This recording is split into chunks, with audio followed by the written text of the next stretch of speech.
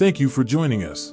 QIN Shi Huang, the first emperor of ancient China, is renowned for constructing the Great Wall, which safeguarded the Chinese Empire from Mongolian invasions for millennia, and for the creation of the terracotta soldiers. Born as Zheng in 259 BC, QIN Shi Huang was officially the son of King Zhuangxiang of Qin and his wife Zhao Ji. However, rumors suggest that his mother was not of noble origin but was actually a concubine whom Zhuangxiang had met while serving as a hostage at the royal court of Zhao. Zhao was one of the 6 rival kingdoms, alongside Han, Qi, Chu, Wei, and Yan, that the Qin dynasty contended with during the Warring States period in their quest to unify China. Zhuangxiang had some success in this endeavor, and by the time of his death in 246 BC, the Qin had significantly expanded their territories both eastward and westward. Upon his father's death, the young Zheng ascended the throne at just 13 years old, and it was decided that Liu Buwei, the former chancellor of Zhuangxiang, would serve as regent until the boy king came of age. This appointment only fueled existing rumors about Zheng's controversial lineage, as many whispered that Buwei might actually be his biological father and harbored ambitions of seizing the throne. Buwei's actions only partially confirmed these suspicions, as the cunning chancellor swiftly began plotting to place one of his allies on the throne. The scheme unfolded in 240 BC when Buwei introduced the widowed Queen Zhao Ji to Lao Ai, a nobleman reputedly well endowed. When Zheng, now renamed QIN Shi Huang, ascended as emperor in 238 BC, his authority was immediately challenged by Lao, who aimed to secure the succession for the 2 sons he had fathered with the Queen Dowager. Seizing the opportunity, Lao led a coup attempt while the young emperor was away. However, Lao grossly underestimated Huang, who ruthlessly crushed the rebellion and captured the traitor. In one of his earliest acts as emperor, Huang ordered the execution of Lao's entire family, including his 2 half-brothers, and Lao himself was gruesomely put to death by having his limbs and neck tied to horses, which then tore him apart. Although he spared his treacherous mother, Zhao Ji, she lived the rest of her days under house arrest, and the conspirator Liu Buwei was banished.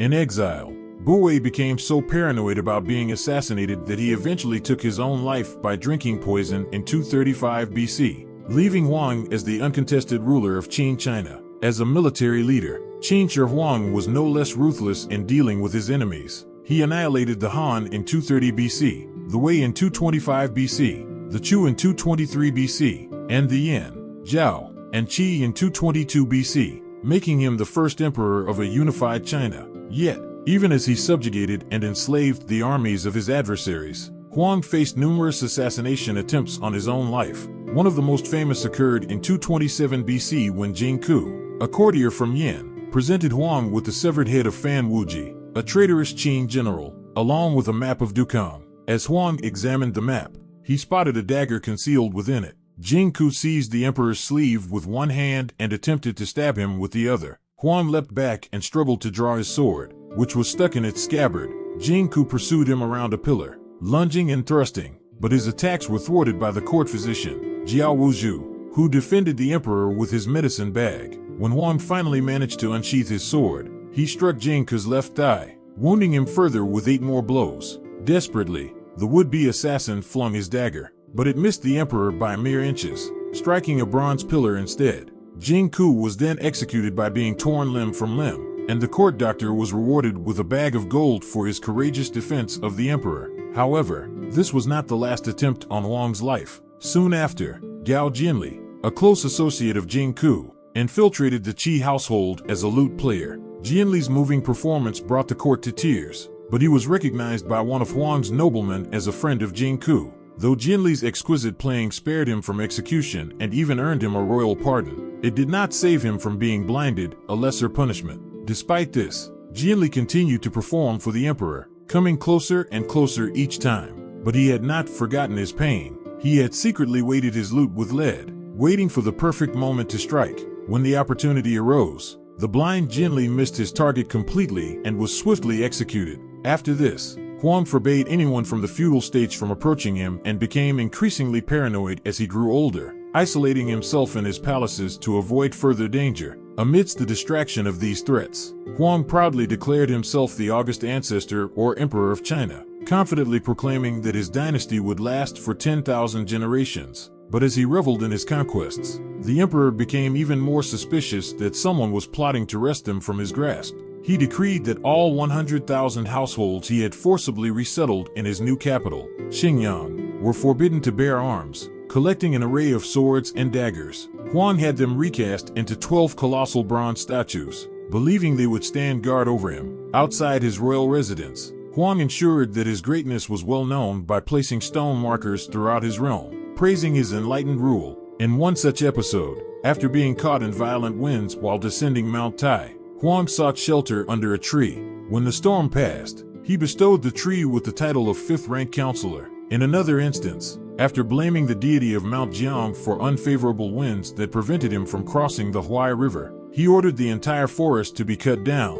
Huang also consolidated his rule by eliminating anything and anyone who opposed him. In 213 BC, he ordered the burning of all books that did not glorify his reign, except those related to medicine, pharmaceuticals, and agriculture. The following year, he had 460 scholars who were critical of his governance buried alive and 700 intellectuals stoned to death for advocating Confucianism, an ideology he believed threatened his position. As Huang approached middle age, his obsession with immortality grew. He summoned all the alchemists in the land to brew elixirs that would grant him eternal life. Ironically, these concoctions often contained high levels of quicksilver, or mercury, which likely shortened his life significantly. Huang dispatched numerous expeditions in search of a fabled herb that promised immortality, as well as a mythical island in the Eastern Sea where it was rumored the secrets to everlasting life could be found. When the envoys returned empty-handed, they deceived him into believing that a giant fish blocked the way to these mysterious isles.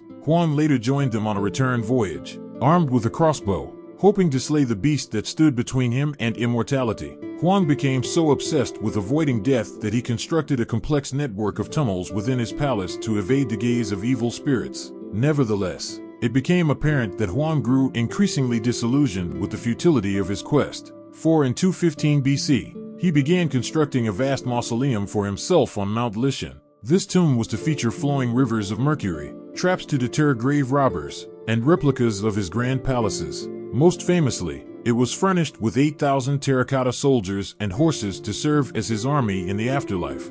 In 213 BC, while inspecting the eastern reaches of his enormous territories, Huang narrowly escaped yet another assassination attempt at Balanxia by a disgruntled peasant. Huang's paranoia reached new heights in 211 BC after a meteor crashed to Earth at Dongjun. Many interpreted this event as a celestial sign that he had lost the favor of the gods and would soon die. To make matters worse, a message inscribed on the meteor declared, "The first emperor will die and his land will be divided." In a panic, Huang interrogated the local populace, but when no one confessed, he had everyone in the vicinity executed. The meteor itself was destroyed and ground into powder, yet the emperor's actions could not avert the inevitable. Just a year later, while on a tour of eastern China, QIN SHI HUANG suddenly died, likely the result of years of mercury poisoning. His quest for immortality found a bitter irony when an official named Zhao pretended he was still alive for 2 weeks to prevent an aristocratic uprising. In the end, however, Huang met the same fate as all mortals, living on only in the ancient scrolls that recount his story. Finally, we invite you to support our journey by subscribing to our channel at Socratic_Stoicism. Thank you for watching. Don't forget to like, share, and subscribe for more inspiring content. See you in the next video.